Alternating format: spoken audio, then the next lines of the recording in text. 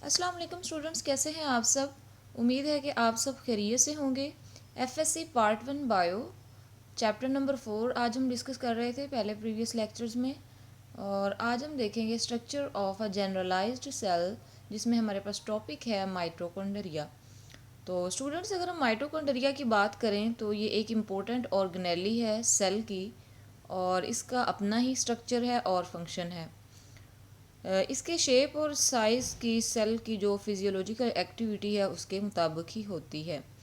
इसके अलावा ये साइटोप्लाज्मिक जो स्ट्रीमिंग मूवमेंट है उसमें भी ये इन्वॉल्व होते हैं, यानी इनकी साइटोप्लाज्मिक जो स्ट्रीमिंग मूवमेंट है वो भी होती है। तो अगर यूकैरियोटिक सेल्स की बात करें तो यूकैरियोटिक सेल्स में एक अहम ऑर्गेनेली के तौर पर ये अपना रोल प्ले करती है, लेकिन जो प्रोकैरियोटिक सेल्स हैं उनमें ये ऑर्गेनेली जो है ये एब्सेंट होती है। क्यों एब्सेंट होती है? क्योंकि ये मेम्ब्रेन जो है इसकी, इस ऑर्गेनेली की जो मेम्ब्रेन है वो डबल मेम्ब्रेन है।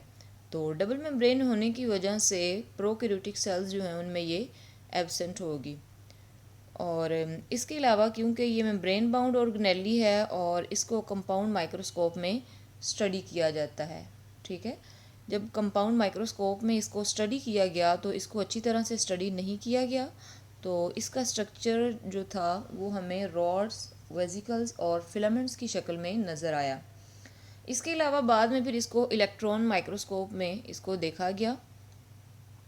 इलेक्ट्रॉन माइक्रोस्कोप में जब स्टडी किया गया तो ये डिटरमिन किया गया कि इसकी जो हैं दो मेम्ब्रेन्स होती हैं, आउटर मेम्ब्रेन और इनर मेम्ब्रेन। अगर हम आउटर मेम्ब्रेन की बात करें तो आउटर मेम्ब्रेन जो है वो स्मूथ होती है as compare to inner membrane. Inner membrane जो है इसमें बहुत ज़्यादा फोल्डिंग्स वगैरह प्रेजेंट होंगी। ठीक है, और इसके अलावा अगर हम इनकी बात करें तो ये जो फोल्डिंग्स हैं ये बहुत ही ज़्यादा कॉम्प्लेक्स होती हैं, क्योंकि इनमें जो है वो डिफरेंट टाइप्स ऑफ एंजाइम्स मौजूद होते हैं। और इसके अलावा इसमें डीएनए भी मौजूद होता है और राइबोसोम्स जो हैं वो भी मौजूद होते हैं। अब ये फोल्डिंग्स का फंक्शन क्या है? अगर हम इन फोल्डिंग्स के फंक्शन की बात करें तो ये क्या करती हैं, इंक्रीज़ करती हैं सरफेस एरिया को रिएक्शंस के लिए। ठीक है, और इन्हीं फोल्डिंग्स को हम नाम देते हैं क्रिस्टे का। तो ये क्रिस्टे हैं माइटोकॉन्ड्रिया की। तो अगर हम इनकी कॉम्पोजिशन की बात करें कि ये किस चीज़ की बनी हुई हैं, तो बेसिकली ये बनी हुई होती हैं हमारे पास लिपोप्रोटीन्स की। लिपोप्रोटीन आप लोगों को पता है कि ये एक कॉन्जुगेटेड मॉलिक्यूल है। तो कॉन्जुगेटेड मॉलिक्यूल्स जो हैं वो लिपिड्स और प्रोटीन्स के मिलने से ही बनते हैं। तो यहाँ पे जब लिपिड्स और प्रोटीन्स जो हैं मिलते हैं तो कॉन्जुगेटेड मॉलिक्यूल्स जो हैं बनेंगे। कॉन्जुगेटेड मॉलिक्यूल्स किस शक्ल में बनेंगे? वो हमारे पास हैं लिपोप्रोटीन्स।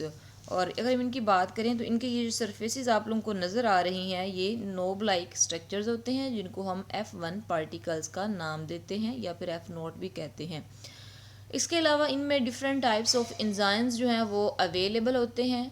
तो माइटोकॉन्ड्रिया की अगर हम बात करें तो माइटोकॉन्ड्रिया जो है उसके इनर स्ट्रक्चर में यहाँ पे राइबोसोम्स वगैरह जो हैं वो भी प्रेजेंट होंगे। ठीक है, राइबोसोम प्रेजेंट हैं और इसके अलावा डीएनए भी मौजूद है।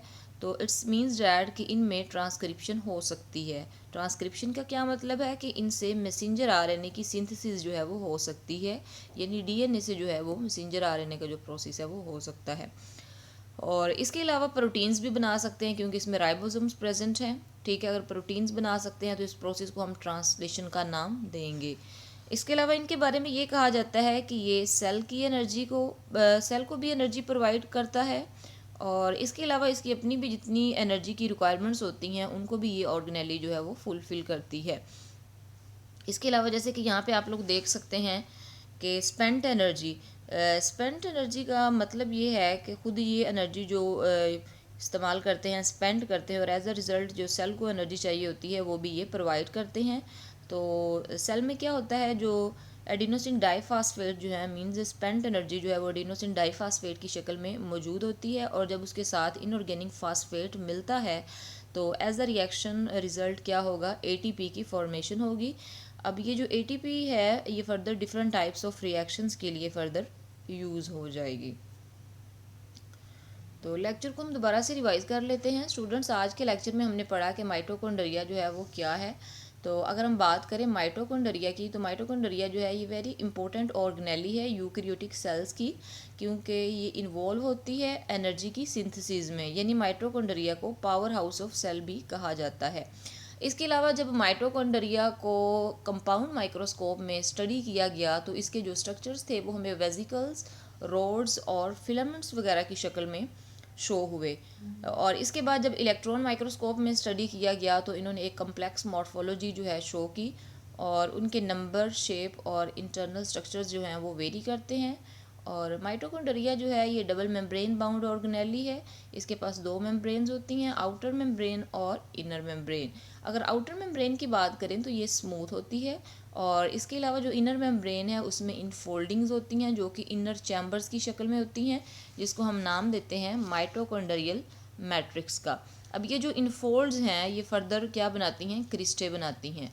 तो माइटोकॉन्ड्रियल की जो मेम्ब्रेन है वो सिमिलर होती है स्ट्रक्चर, इस तरह से होती है जैसे दूसरे सेल्स की मेम्ब्रेन्स होती हैं, ठीक है। जब इसकी डिटेल स्टडीज़ की गई तो ये शो किया गया कि डीएनए जो है इसमें प्रेजेंट होता है, ठीक है, डीएनए प्रेजेंट होता है, और इसके साथ साथ राइबोसोम्स जो हैं वो भी प्रेजेंट होते हैं। इसके अलावा जो राइबोसोम्स की प्रेजेंट है और डीएनए की, वो ये इंडिकेट करती है कि कुछ प्रोटीन्स जो हैं वो इसमें सिंथेसाइज होती हैं, और इसी वजह से डीएनए की प्रेजेंस की वजह से इसको सेल्फ रेप्लिकेटिंग ऑर्गेनेली का नाम दिया जाता है।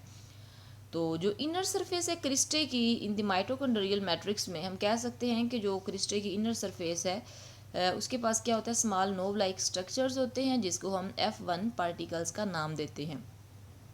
इसके बाद है जो माइटोकॉन्ड्रियल मैट्रिक्स है उसके पास लार्ज नंबर ऑफ एंजाइम्स होते हैं, और इसके अलावा ऑर्गेनिक और इनऑर्गेनिक साल्ट्स होते हैं जो कि हेल्प करते हैं वाइटल मेटाबॉलिक प्रोसेस में, जैसे कि क्रेब्स साइकिल्स और एरोबिक रेस्पिरेशन है, फैटी एसिड मेटाबॉलिज्म, और भी जितने रिएक्शंस हैं वो इसमें माइटोकॉन्ड्रियल मैट्रिक्स में परफॉर्म होते हैं, ठीक है, for the purpose of energy.